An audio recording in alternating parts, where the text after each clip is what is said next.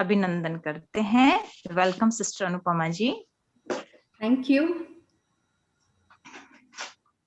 ओम शांति। ओम शांति।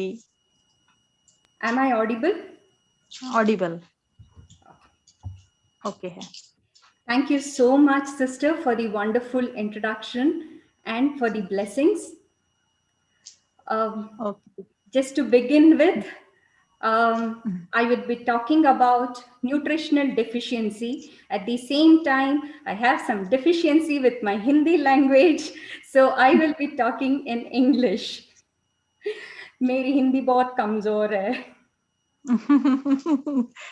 सबसे पहले इसी को ताकत देनी पड़ेगी फिर। हाँ बिल्कुल दे देंगे। मैं कोशिश कर रही हूँ। हाँ, बीच बीच में जरूर आपने यूज करना। अच्छा, मैं जितना हो सके उतना मैं बात करने की कोशिश करूंगी। मैं इंग्लिश में बात करूंगी, लेकिन हाँ, ज्यादातर इंग्लिश में ही होगा। Okay, carry on. Thank you so much, and I wish you all a very, very happy Women's Day. And before I begin, I would like to thank the entire Brahma Kumari's educational wing for this opportunity, and Brahma Baba, Shiv Baba, and all Didi, Dadis, everyone. Thank you so much. I would like to begin with a small message.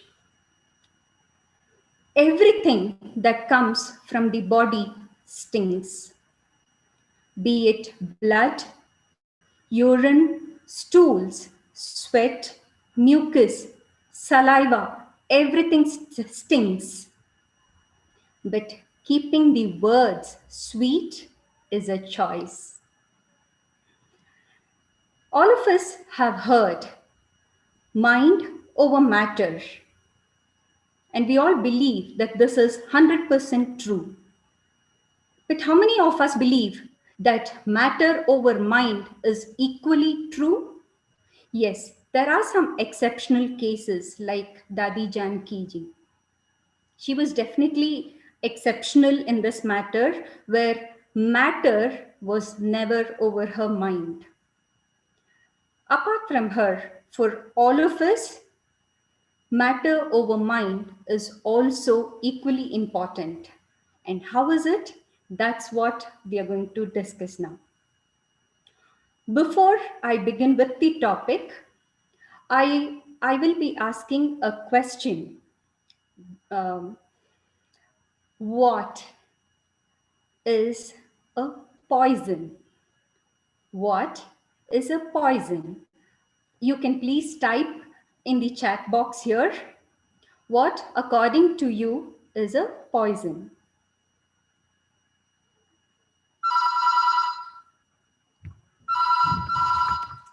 Anything in excess.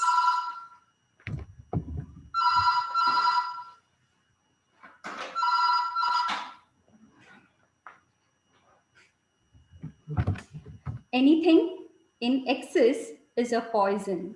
Yes. Perfectly true. Going by this definition, let's begin with the session.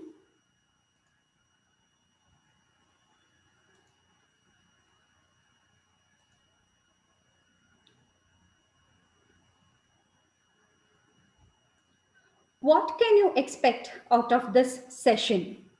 What will I be talking in this session? I will be discussing about the macro and micronutrients, saturated fats, and deficiency of two important vitamins, supplements, and few small and good habits. So let me begin with the proteins first, which is a macronutrient. In the West, people put on weight for various reasons. And the major reason is because they are high on protein. But here in India, we put on weight or we are obese because we lack sufficient protein. Most of us don't get the daily requirement of protein. When we don't meet the daily quota of protein, it manifests in the form of sugar craving. Proteins are required for growth, wear and tear, and it's a day-to-day wear and tear of our skin and other organs that keep shedding the older linings and replacing them with the newer cells. And for all these activities, we need a lot of proteins, and especially women need them even more during their monthly cycles. There are 9 essential amino acids which the body requires. Essential amino acids, as in we get that protein from the food.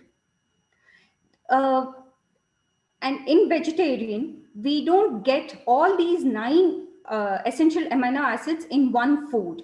And that is why we have to take them in combination with different food groups. Like you have dal, you have it with a little of rice or chapatis. We have them with different combination of food so that the complete 9 essential amino acids is taken through the food. And yeah, we when we meet the required protein quota, daily quota, our energy levels are really good. And if we have to see if there is any deficiency, we have to see how much of our hairs are falling. That indicates the lack of protein. And or you can check the proteins. How much of proteins should we take? Say, for example, if we are 80 kgs, we need 80 grams of protein. And if overdone, it becomes a poison, right? And there are other kinds of diseases that comes because of high intake of protein. Moving on to carbs. Carbs are like the petrol of a car, and proteins are like the coolants of the engine. It cannot be replaced with one another.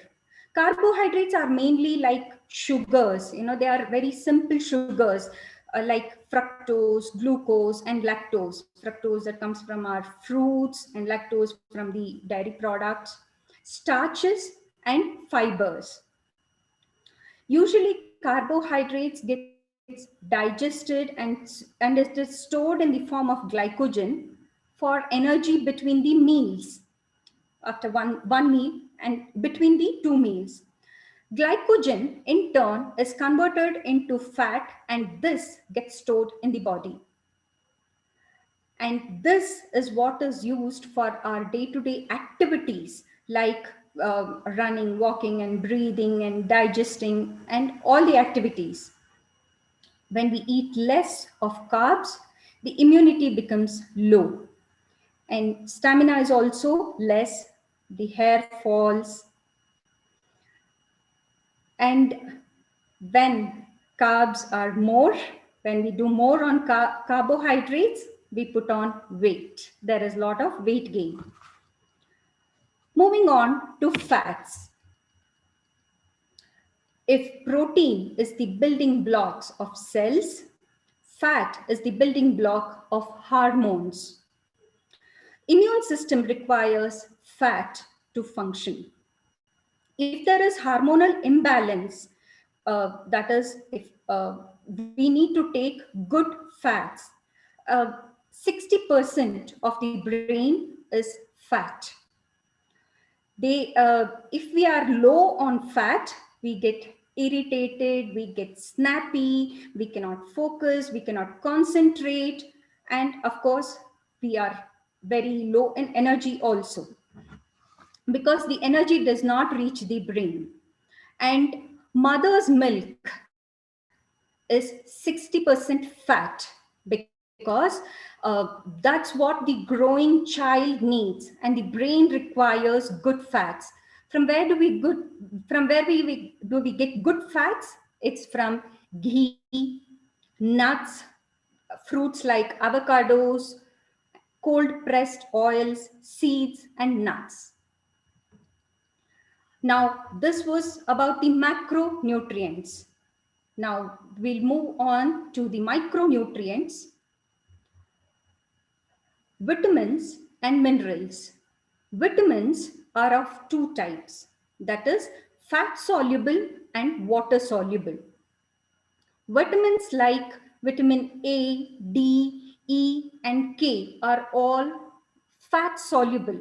That is, these vitamins, when we have them in the form of fruits or meals, it gets dissolved in the fat and then gets absorbed into our system. Vitamin groups like vitamin B and C groups are water soluble. That is, you need sufficient water for the absorption. Now, what happens with the fat soluble vitamins? Vitamin A is for eyes.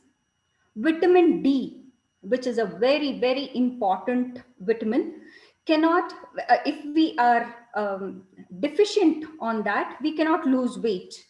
Our immune system is very low, bones get brittle.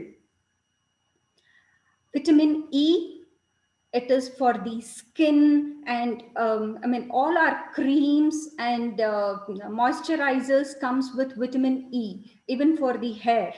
The hair lotions and shampoos and conditioners are with vitamin E. And with vitamin K, it's very, very important for our bone health to our blood health. So these are with fat soluble. With vitamin B and C, they are all water soluble vitamins, and they are very detrimental to the health uh, mm, if they are low. And water soluble vitamins, if they are excess, they get excreted out of the system through urine. But if fat soluble vitamins are excess, then it's detrimental for our health. Moving on to minerals. Minerals are minerals and trace minerals. They are required in small quantities. They are present in soil and water, like minerals like calcium, potassium, and sodium, and trace minerals like iodine, copper, and zinc. All these macro and micro nutrients put together becomes a feast. So we have to ensure that all our meals, breakfast, lunch, and dinner, are always filled with protein, carbs, fats, vitamins, and minerals. All put together become a feast.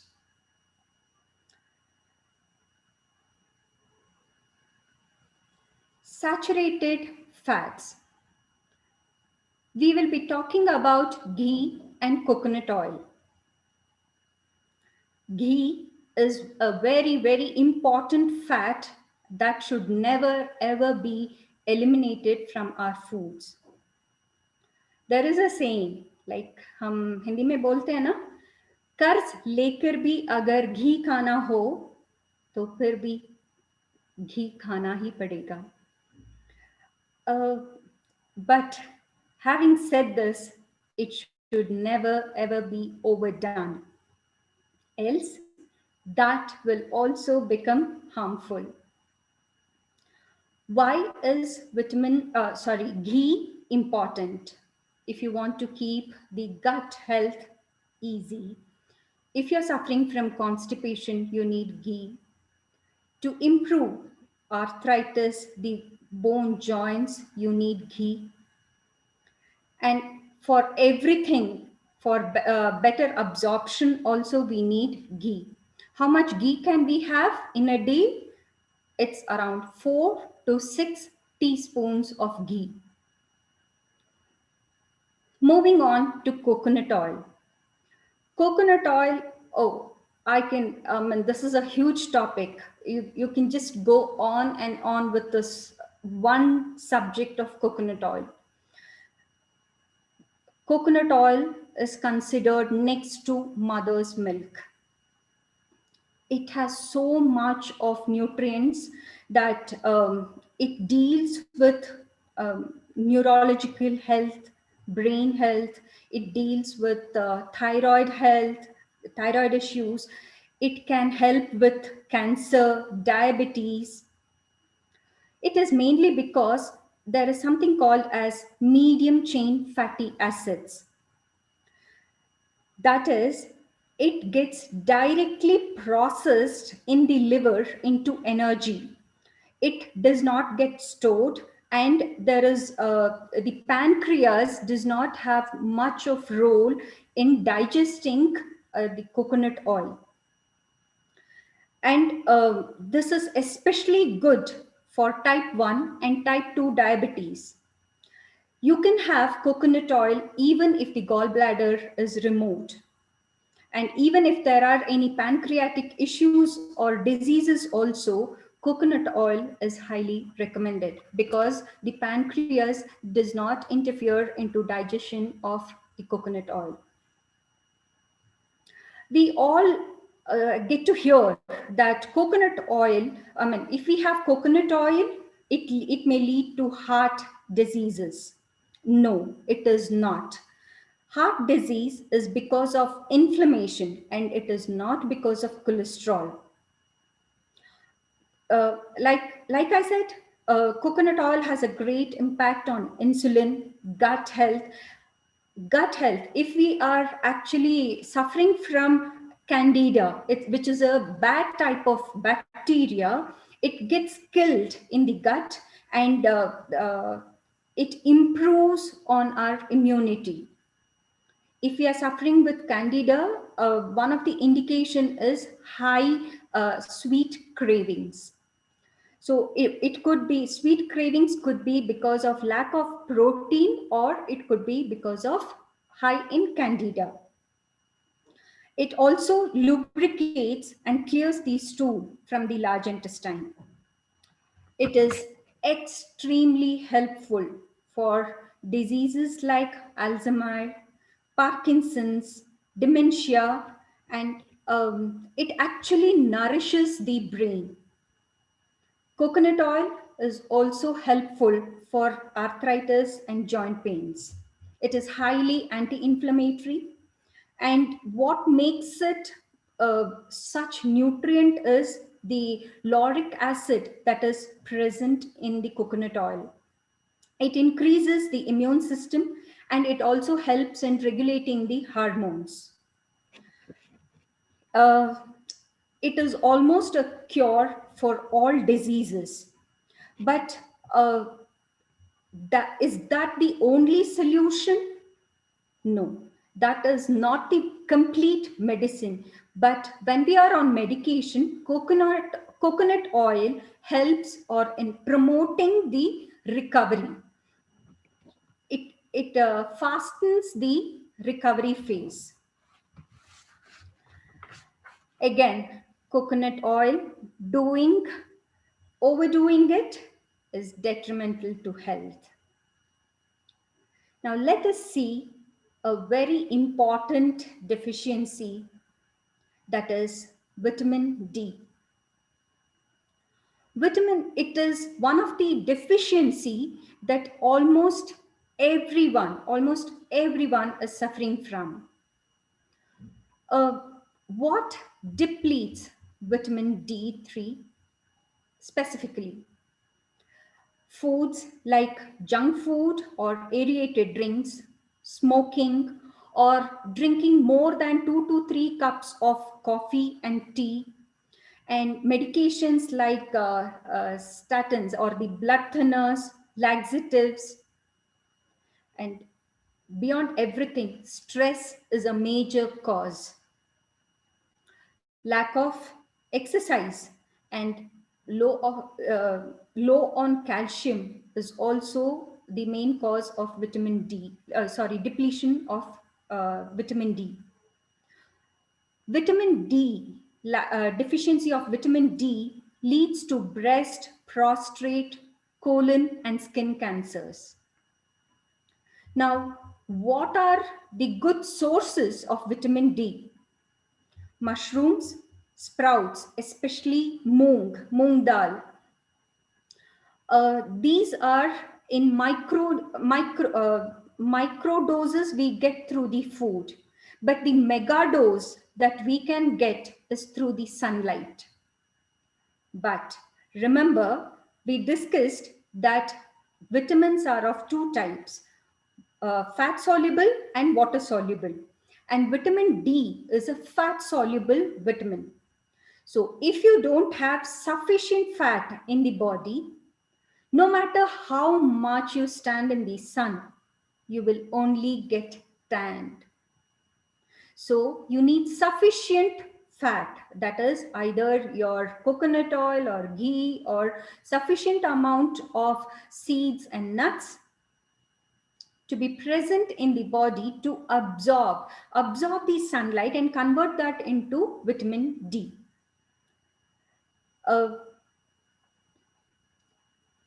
Like right amount of vitamin D is required for absorption of calcium. If we don't have sufficient amount of vitamin D, no matter how much of calcium we pop in, it's not going to be useful. It plays a huge role in immunity, hormonal health, and bones. If we are low on vitamin D, we cannot lose weight. If you are low or if you're insulin resistant, yes, this vitamin plays an important role. And most problems are because of hormonal imbalances like estrogen, testosterone, and progesterone. All these imbalances happen because of our eating habits, lack of exercise, lack of sleep, or over exercising. So it is very, very important to balance between the fat, the vitamin, and the minerals. Moving on to vitamin B12. Few years back, deficiency of vitamin B12 was really unheard of. Nobody knew what was the deficiency of vitamin B12. This is a water-soluble vitamin. And if we don't have sufficient vitamin B12, this does not generate sufficient blood cells and or the RBC. And if there is less of RBCs, in turn, it affects the oxygen supply in the body. And what happens to this? This leads to fatigue. There are people who experience like pins and needles under their feet, blurred vision. Pins and needles under the feet can also happen with diabetes. But this is also true with the non-diabetic people. Blurred vision, gut health is gone completely for a toss, and rise of dementia, Alzheimer's, Parkinson's, memory loss, brain fatigue, brain fog, all these problems arise due to deficiency of vitamin B12. B12 has an important role with the optic nerves. Mood change and depression is also mainly because of that. No matter how much we say, like, oh, from today I'm going to be very enthusiastic, I am going to shell the lethargicness, but it cannot, the body will not cooperate. उमंग उत्साह ही नहीं रहेगा अगर vitamin D की deficiency हो तो. And That's why, like we said, matter over mind is also important. When we go to the doctors, they treat the symptoms and not the root cause. Say, for example, there's a person dealing with dementia. They treat dementia, but they overlook the deficiency of vitamin B12. Who is deficient of vitamin B12? Especially elderly people whose gut health is compromised or part of their gut has been removed. Diabetic people who were on the tablet called metformin, or people who simply keep popping antacids, they mess up with their stomach acids. uh, they actually Antacids hampers the synthesis of vitamin B12, absorption of vitamin B12. People who smoke, people who drink, and people who are on a lot of medication, they deplete and they compromise on B12.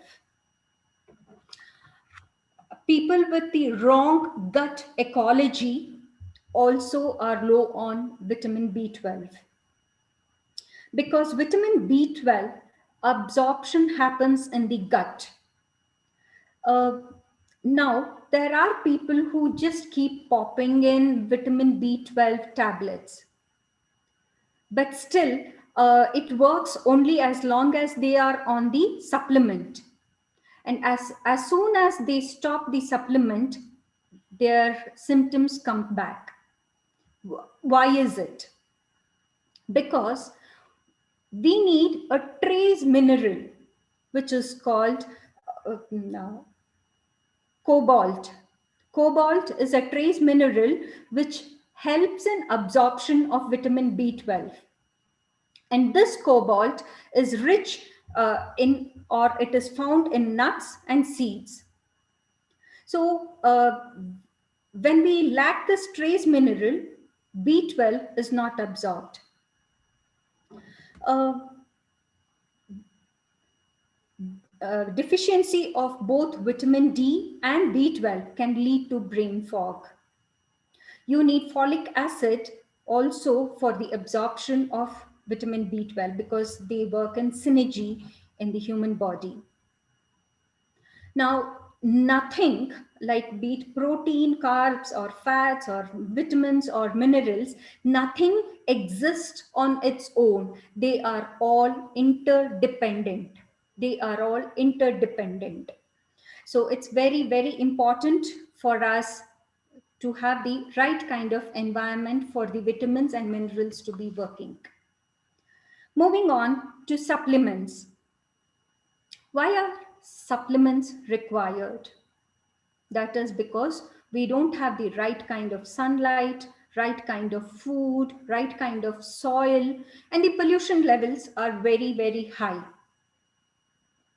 The micro doses of vitamins and minerals from food, they are absolutely not sufficient for the body. Remember, supplements are not replacements. That is, you cannot replace the supplements with the actual foods. It has to be taken along with the natural foods. They always come with a start date and an end date. No supplement is given for lifelong.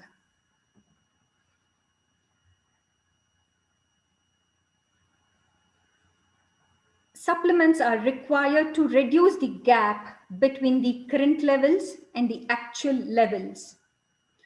Uh, while we are on supplements, it's very, very important to correct the lifestyle.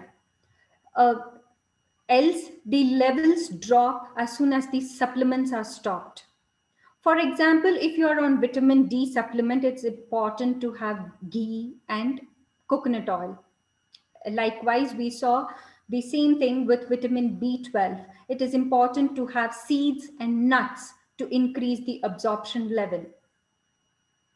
There's one more thing also, like if you are low on protein, it's important to have fruits like pineapple, kiwi, or papaya, or even apple cider vinegar. These fruits help in increasing the protein absorption in the digestive system, because these fruits help in secretion of a hormone called peptin. And peptin is an enzyme which allows the proteins to be absorbed in the body. So these are small changes that we need to adopt while we are on supplements, so that we can wean off of these supplements ASAP and move on with our natural foods.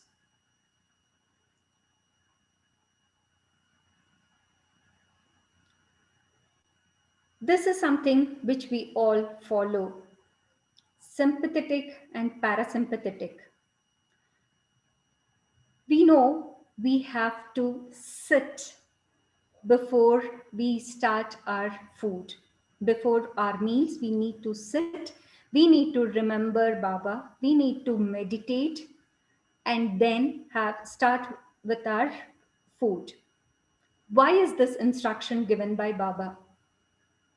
Because parasympathetic nervous system gets activated when we sit and when we get into the mode of gratitude. Then, otherwise, we are in a hurry. When the sympathetic nervous system is activated, we are on a fight or flight mode. There is more of stress, like Dadi Janki says, hurry, worry, and curry. When we have food under stress, the digestion does not take place. This leads to gas, bloating, and constipation. In turn, we increase on our belly fat.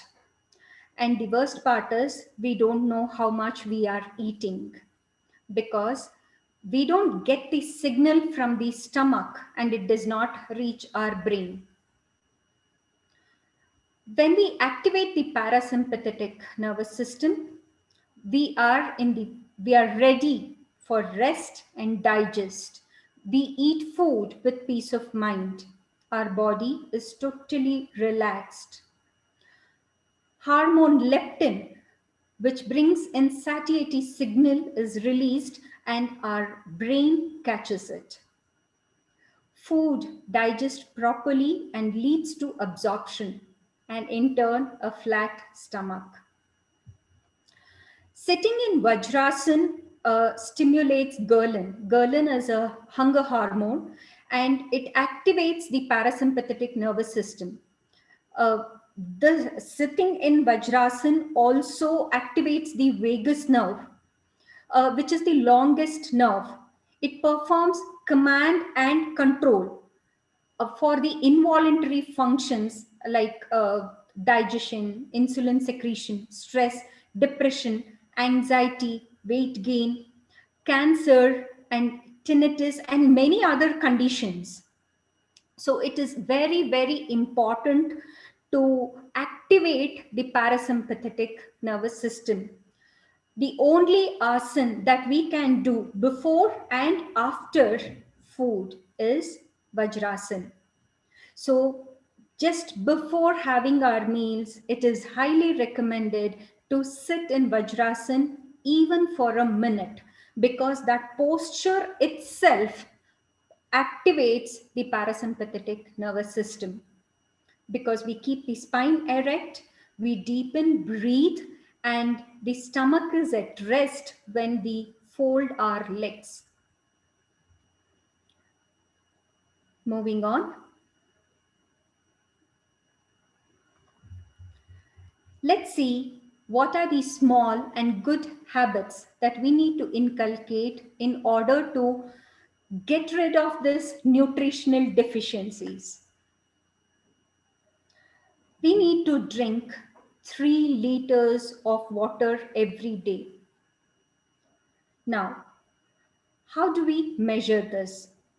It is always recommended to have a half liter of bottle And you fill in and keeps chucking in this water every now and then, and keep measuring. In management, it is said, what cannot be measured, it cannot be monitored. And what cannot be monitored cannot be controlled. And what cannot be controlled cannot be managed. Now, 3 liters of water is highly recommended. Why 3 liters? Imagine we are cooking rice. For 1 glass of rice, we usually we add 2 glass of water or 2.5 glass of water. Now, when we add 1 glass of water, what happens?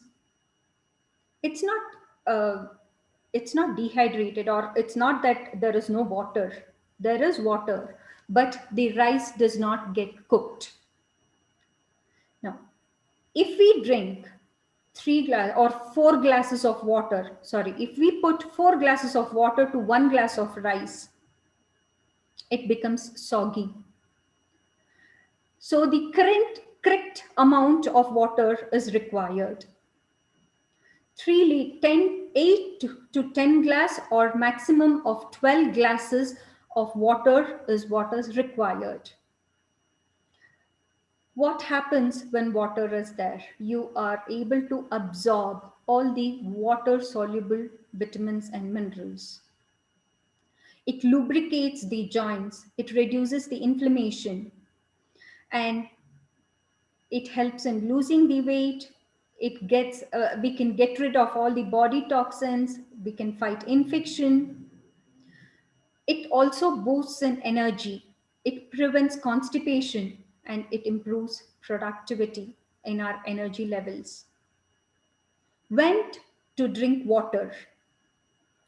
First thing in the morning, before we sit for meditation, first thing as soon as we wake up, it is highly recommended to drink a glass of water before and after bath.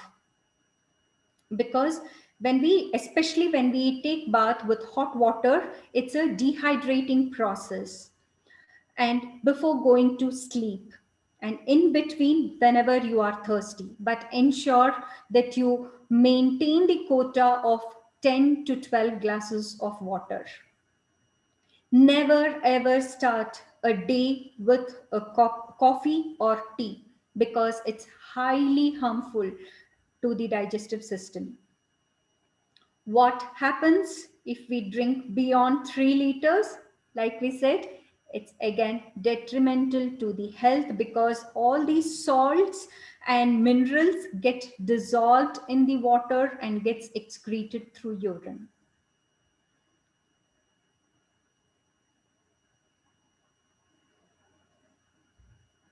Next thing is chew your food. Why is this important? Because when we chew the food, it mixes with the saliva. Saliva contains digestive enzymes, and actually the digestion starts from the mouth. Carbs and fats actually gets digested in the mouth. And when the digested globus go into the stomach, the acids in the stomach act on it, and it helps in absorption. When we don't chew our food, we send larger chunks of food into our system, which means it requires more acid to break down the food. More acid, in turn, more gas, more bloating, and in turn, we are upsetting the gut bacteria. Stomach does not have the teeth to grind the food further. How much should we eat? Like the food is, I can say, I can compare the stomach to a mixie. It should be like, in a mixie, we add all the ingredients, sufficient water, and allow some air. When the mixie rotates, it's perfect. So it's like the stomach is like a mixie jar. So we need to have ha- um, half of the food, one fourth of water, and the other one fourth is for air. uh, the digestive fire is in the stomach. It's we say jatare agnistishtatom, that is the fire is there in the stomach, and this fire is what acts upon the food that we eat. The stomach is basically the size of two hands. uh, it is this size. And when we eat food, it has to be something of this size only. This stomach is a very unique muscle that gets stretched, but this is the only muscle. The lesser it is used, the healthier we are. It is very important to have half the stomach food. Like किसी ने कुछ बोल दिया, like चलो खा लो, कुछ नहीं होगा, तो हम खा लेते हैं. खाने के बाद there is a signal that goes from the stomach to the brain which says enough, stop. We say yes, stop, but फिर हमारा मन चलेगा, नहीं कुछ नहीं, थोड़ा खा लो. But what is happening with our stomach when we do that?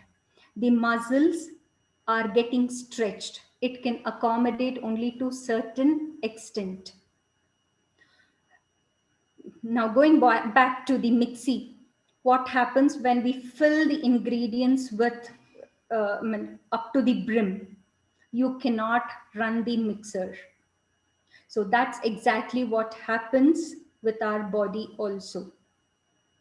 So it is very, very important to chew the food and to take care of the quantity of food that we eat. Sleep. This is one such thing that requires no introduction or nothing more about it, because we all know how important sleep is. 8 hours of sleep, 8 hours of sleep, and 8 hours of sleep. Why? If we have any kind of hormonal imbalances, we need 8 hours of sleep. Natural detox happens with sleep. And how can you identify that? With bad breath. The moment we get up, we know our mouth is smelling. There is dust around the eyes, and the urine is little warmer. We pass our stools. So there is a lot of things that's happening in the body when we are at sleep. It is definitely not a passive moment, passive activity. But we need to ensure that the first cycle of REM and non-REM completes before 12 p.m. What happens when we lack sleep? We are low in energy. And if we need good health, we definitely need 8 hours of sleep. If for any reason we cannot sleep, there are two tips that I would like to share. Apply ghee or coconut oil on the soles of your feet, which is generally called as Pada Abhyanga, uh, where you take a little bit of oil and you massage the soles of the feet. Just a little bit of ghee or little bit of coconut oil, and you literally massage the soles of the feet, and you will see, you will definitely sleep like a baby here in the picture. Before sleeping, check your Surya Nadi and Chandra Nadi. Surya Nadi is the right side, Chandra Nadi is the left nostril. You need to check if the both nostrils are open and you're in sushumna as in you are able to breathe in and breathe out through using both the nostrils. Take long breaths, say some 10 to 12 long breaths, uh, and then go to sleep, and you will have an excellent sleep. This is very, very important if you are facing any kind of hormonal imbalances. Yeah, and one more thing, if you have taken, if you are popping in calcium tablets, it is the maximum calcium absorption happens in the sleep, and that is why it's highly recommended to take before sleep, or it is taken after dinner.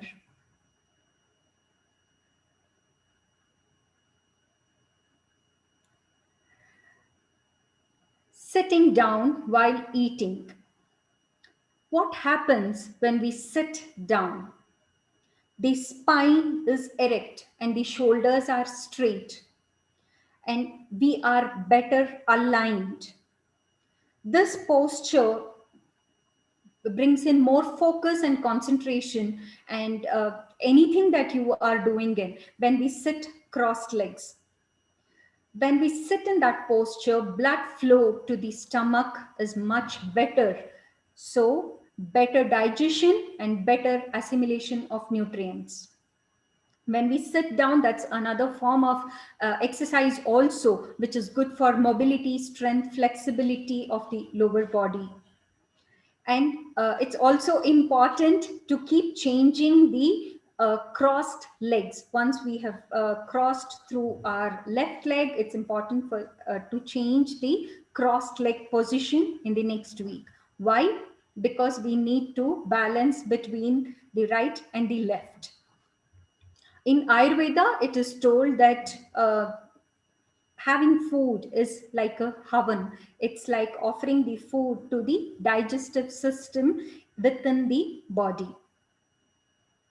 Yeah, and one thing that you can notice here is when we are sitting in crossed legs, if our legs goes to sleep, we tend, if we sit for long hours, our legs go to sleep. That indicates that we are low on vitamin B12. What is the importance of sitting down and eating? uh, I heard a story that in jails, especially in Andaman and Nicobar, when the freedom fighters were put there, they were not allowed to sit and have food. They were standing and eating, because that does not allow, it's a kind of punishment. But these days we see that people are standing and eating in all hotels and darshinis, and even in some marriage functions, which is very, very bad for our health. So moving on, dry and water fasting. uh, when we eat food, studies have shown that 75% of our energy is used for digestion, and the remaining 25% is used for other activities. Now, there is a huge amount of energy that's actually required for digesting the food.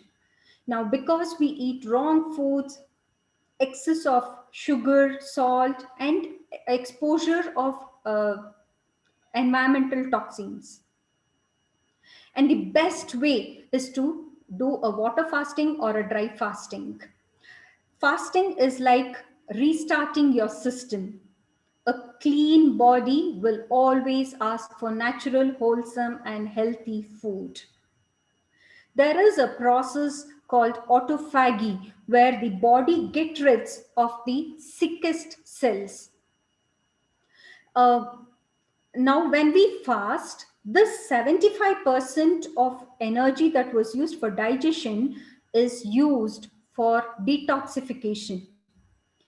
It almost becomes like a waste burning machine, and the body gets rid of cellular waste. What happens with fasting? Increased immunity, reduced inflammation and infections. In fact, dry fasting cleanses the GI tract, that is the gastrointestinal tract, and renews the mucosal lining. It is also observed that even tumors, cancers, and cysts are also healed. Even to maintain the hormonal balance, dry fasting or water fasting is highly recommended. Now, before we move on to the next,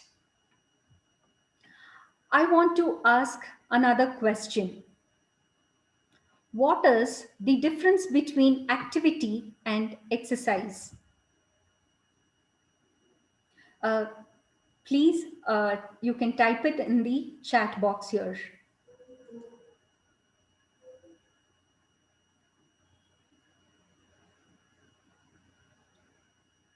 What is the difference between activity and exercise? Activity और exercise में अंतर क्या है?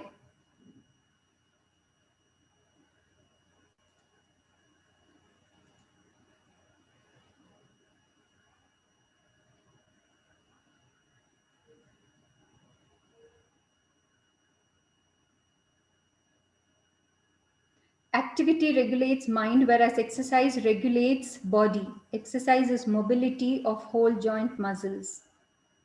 Okay, in exercise calories are lost. Beautiful answers. Yes, but in activities are also the calories are lost. Ideal sattvic diet chat. Okay. Exercise is a conscious activity to focus on health. Okay, great. Activities is fun based. Yes, great answers. Exercise is an intentionally planned programs. Very good. Yes. Exercise is an intentionally planned program to help bodies ease with. Okay, yes, this is the answer. Very beautiful answers.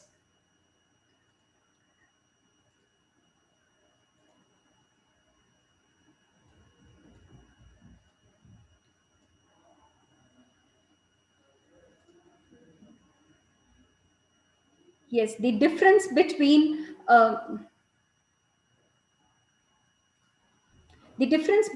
activity and exercise. Activity are things that you do on a daily basis, like you sit, you sleep, we walk, and we brush our teeth, we take bath, we cook, we clean. In all these things also the calories are burnt, but exercise is an intentional and that which challenges our body.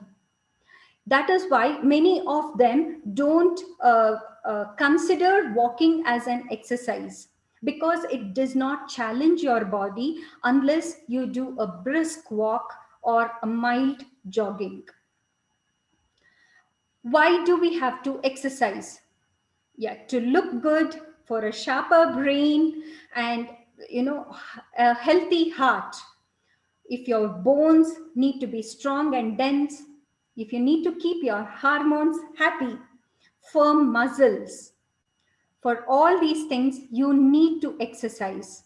And the four pillars of exercise, like it is based on four pillars: strength, stamina, stability, and stretch. If all these four things are met, then it is a good form of exercise. For better results, you can always mix different types of exercise in a week. That is, one day you go out for a brisk walk, one day you weight train, you do your cardio, you do your yoga, one day you do some dancing, and make life more interesting and enjoyable. This actually helps the body because you are constantly surprising your body with different either activity or exercises. And then 5 detox organs or the eliminatory organs that we have to take care at any point of time. They are your lungs, liver, kidney, skin, and colon. Even if one organ is not functioning properly, the toxins gets increased or there is buildup or an accumulation of toxins. So take care of these 5 organs especially. It is very, very important to keep them clean and with its optimal functioning. Now, this brings to the end of my session. Let's see what all points we happen to discuss. What are the take-home messages? So it is not about what we eat. It's all about how the body digests and absorbs what we eat. Use good fats like ghee and coconut oil. Ensure to drink 10 to 12 glasses of water. Inculcate good and small habits like sitting down while eating, sleeping for 8 hours, chewing the food at least 20 to 25 times. Basically, we have to chew our food 32 times, but to begin with, you can count how many times we are chewing the food. And exercise is absolutely not non-negotiable. Daily 1 hour of exercise is a must. Include supplement under the guidance of your general practitioners. Never buy them over the counter. For maximum recovery, change lifestyle while you are under supplementation. Depending upon your body, try to inculcate dry or water fast. Check your vitamin D and B12 levels periodically and focus on improving the gut health in order to improve your immune system.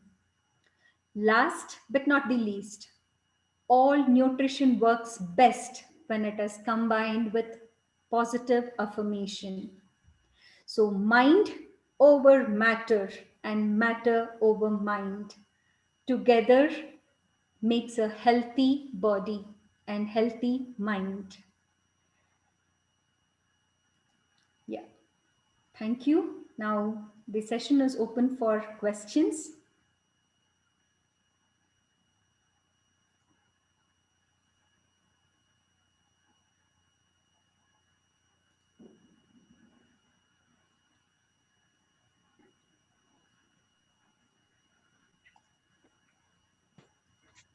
बहुत सुंदर। Om Shanti. Anupama sister, आपका बहुत अच्छा session रहा।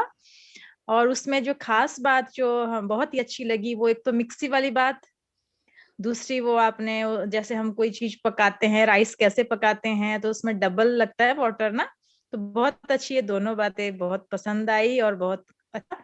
मैं आपसे question पूछना चाहती हूँ। हाँ, पूछिए। हाँ, हमारे एक सेंटर पर माता आते हैं अनुपमा सिस्टर, और उनका शायद पीछे कुछ एक्सीडेंट हुआ था, तो अभी वो जिस भी चीज से टच करती हैं, जैसे किसी भी लोहे की चीज से, जैसे अलमीरा से, चेयर से टच करते, तो उनको करंट की फीलिंग आती है, करंट उनको लगती है हर चीज से। टैप से लगाएंगे, अलमीरा से, क्या चीज है वो? Okay. क्यों हो रहा है उनके साथ? Current. Okay. I'll explain it in हाँ English. All our जी। nerves, there is an electric wiring where we catch the electricity. That is Okay. mainly due to deficiency of vitamin and minerals. They have to, she will have to go in for a nutritionist and check because all the new nerves, they come with a special coating. When that coating, जैसे wire होता है ना, तार होता है, और तार के ऊपर जो प्लास्टिक का कोटिंग होता है, रबर, हाँ, तो वो अगर चला जाए तो हम किसी भी चीज को छुएंगे तो वो तुरंत लग जाता है। So जी it's very, very important to consult a proper nutritionist or a physician. They will recommend some supplements. So okay that needs to be taken. Okay, can I move on to the next question? Thank you Yeah, what is dry fasting and water fasting? Uh, Water fasting is okay.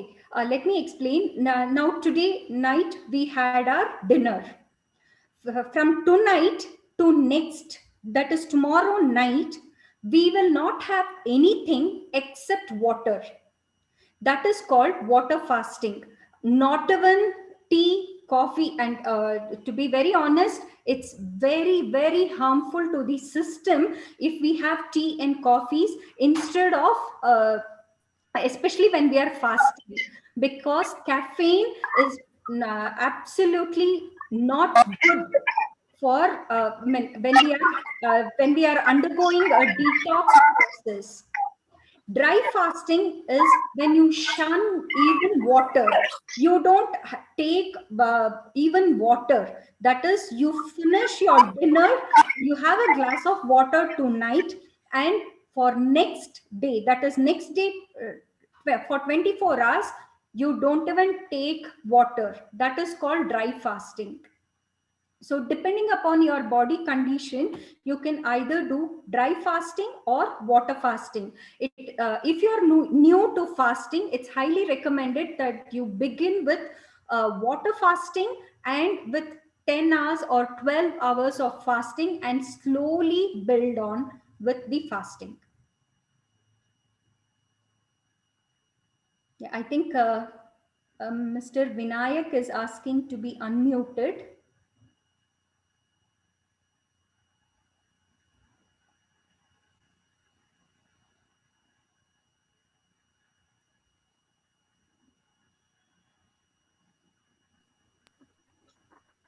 Om Shanti Didi.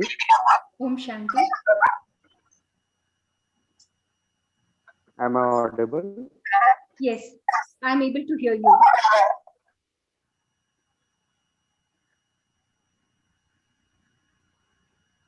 Please go Vinayak ahead. भाई आपकी आवाज आ रही है So बोलिए आप basically, my first set of questions was regarding this water and dry fasting. And as you have already explained with respect, Sorry, brother, I'm not yeah, able as to you have hear already you. explained about water fasting, that and you have to do till the next, 24 hours. Could you please repeat your question? I'm Audible? not able to hear you. Okay, am I audible now? Yes, better. Okay, so my first set of question which I wrote was regarding what is dry and water fasting. So as you have rightly said with respect to water fasting, that if let's say we are having our food today, tonight, so from this moment, from this night to the next night, so 24 hours, we have to take only consume water. So just Yes. wanted to understand, because psychologically and as per the body demands, we are used to having some food intake. So do we have like what the process will be, because it's very difficult, it's like, so just wanted to understand any small steps which needs to be taken, if Yes. that is what the case is, how to go about actually.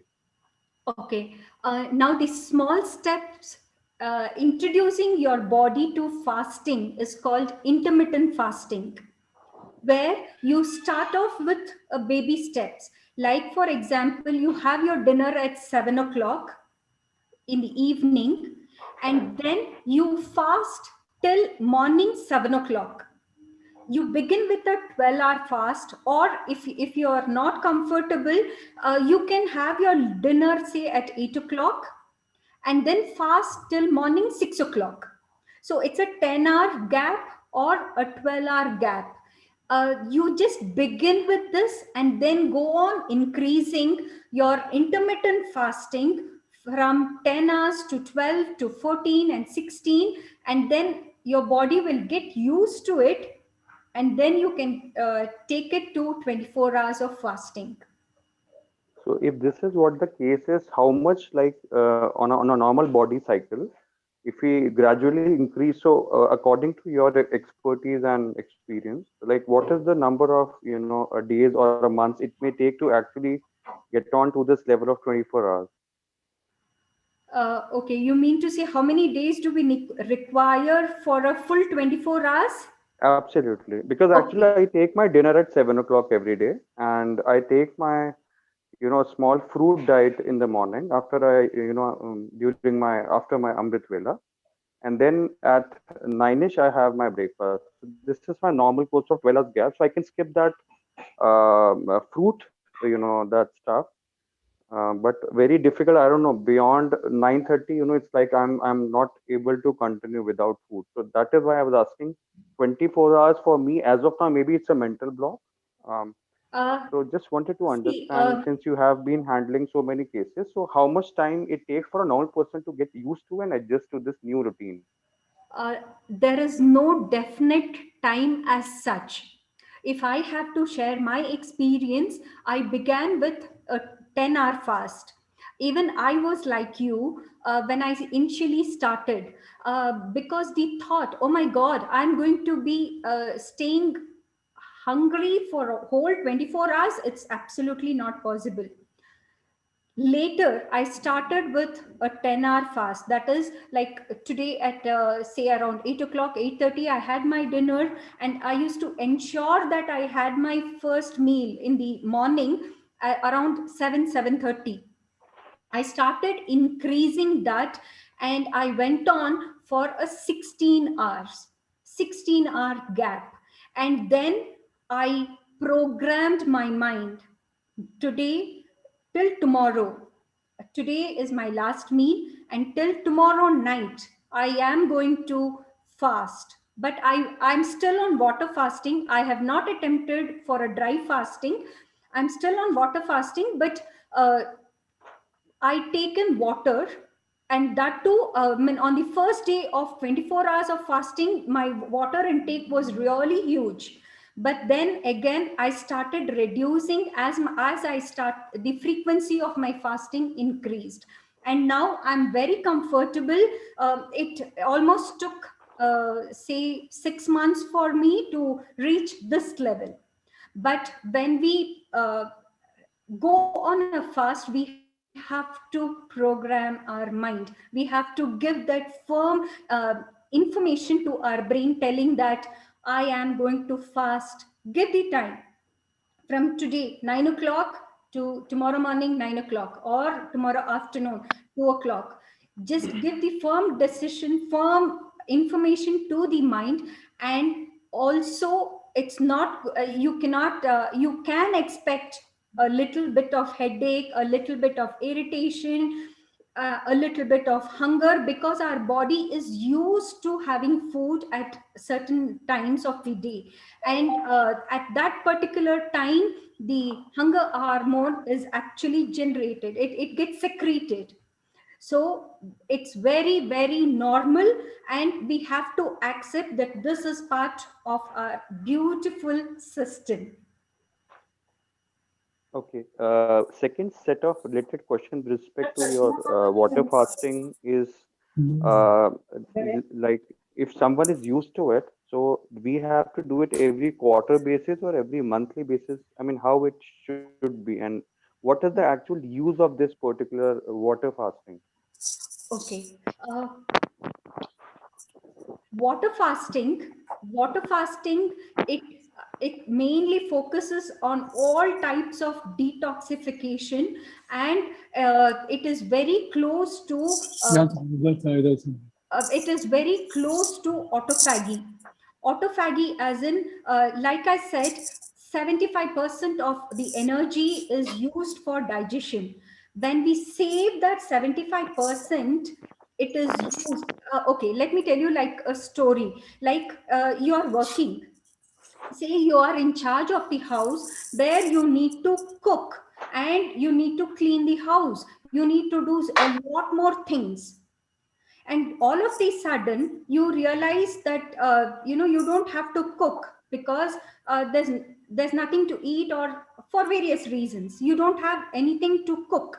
So all of the sudden you feel, oh my God, I'm so relieved. I don't have to do that 75% of the job.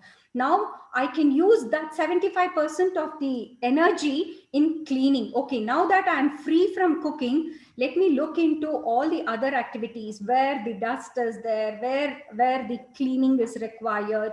So we start focusing like that. So basically, this is what happens when we shift from when we start with the fasting. And did I answer your question? Just wanted, yeah, I mean, fairly part enough, but if you can just tell us, like, probably, like, what's the, like, every month we have to do it once a month or once a quarter? See, if you're on a intermittent fasting, that is something which you can start off and have initially begin with 2 days or 3 days in a week. And as your body gets used to it, you can prolong it for 5 days a week. And monthly once, you can take a baby step of monthly once with water fasting. Sister, Okay, can I thank ask you a so much. question? Yes, please go ahead. Sister, nowadays various nutritionists says what to eat in various ways, but in ideally, can you suggest what should we take in breakfast, lunch, and dinner? In short, can you advise us?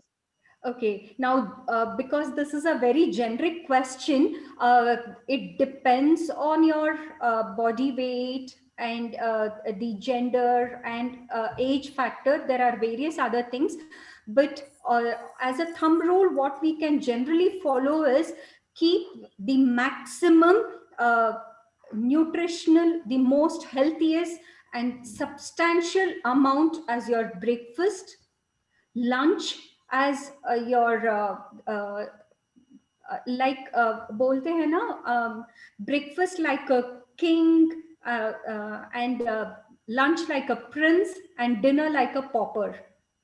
So the smallest meal of the day should be your dinner. The biggest meal of the day should be your breakfast. Why breakfast should be the biggest meal? Because studies have proven that when you have a big meal, that is 80% of the digested food is converted into energy. So you don't put on weight when we have large meal as a breakfast, and moreover you have more amount of energy for the entire day. And following the circadian rhythm, when the sun goes down, our naturally our systems are shutting down, and because we are preparing ourselves for sleep, so that should be the smallest meal. So this is the general guideline that I can say, but you can just plan out how you can have the largest meal, your lunch, and the dinner as the smallest. But what I highly recommend is never skip carbs at night times. At least have one roti or one small bowl of rice, or one bread, because carbs will actually help you in going to sleep. It will help you in putting you to sleep. Can you also explain dry fasting and what's the use of it? Okay, dry fasting, like I said, it is autophagy happens in dry fasting, where even the water is not there. Usually, in a moisture environment, there are chances of infections and other kind of things to grow. So when we do a dry fasting, even that moisture gets cleansed. So in a dry fast, there is complete autophagy that happens, detoxification happens, and it helps in generation of new cells. It's a complete new person, and your So energy levels goes up very high, especially after your fast. But please remember, how you break the fast is equally important on the way you go into the fast. so in dry fasting, what actually is the process? We don't consume food or Nothing. not even Absolute. water? No water, no food, no chai, no coffee. Nothing. You And what are, is the duration for in number of hours? yeah, you can go into 24 hours, but uh, you need to allow your body to get used to intermittent fasting and water fasting, and then attempt for a dry fasting. But having said this, you should not exceed more than 1 day, like the keto diet recommends. You can go on 3-day fast and 5-day fast, but body needs nourishment. So let's begin with the baby steps. Let's begin with intermittent fasting, move on to water fasting, and then attempt dry fasting only when we are confident that our body can take on. And because we are dry fasting, we still have to do our day-to-day activities. So it is better to try on a Sunday, or when you have a holiday, when you actually have less activity. And when you're hungry, you can just distract yourself listening to some classes, or meditating, or reading a good book. So you can just Okay, try with all these things. And I wish you excellent. good luck in your Thank fasting you journey. so much. Om Shanti. Thank you very much, Sister Anupama. It was a wonderful session, and it was a great learning for all of us. But simultaneously, like there are so many queries, I think that we cannot finish the queries of every person. Whoever wants to know more about dry fasting, water fasting, something like that, I think we can give your number to them. But I think that one thing must have to remember, that everybody's system is different. Because everyone cannot have the same kind of pattern. It cannot be applied to every person. I think before going for dry fasting, water fasting, you need to consult your doctor or your nutrition also, because so it shouldn't happen that with the fasting, a person with diabetes can go in coma also, because 24 hours is a very big gap. So I think that it was overall, they told everything about how we have to have our routine every day, not only with our diet, our exercise, our rest, our sleep. Yes. And I think that we enjoyed this session and we learned a lot. Thanks very much, Sister Anupama, uh, uh, for giving us tips. I think which will help us to keep, like they say, that good health and healthy body, healthy mind, and it's a mind which matters and which has to be over the matter also. Thank you.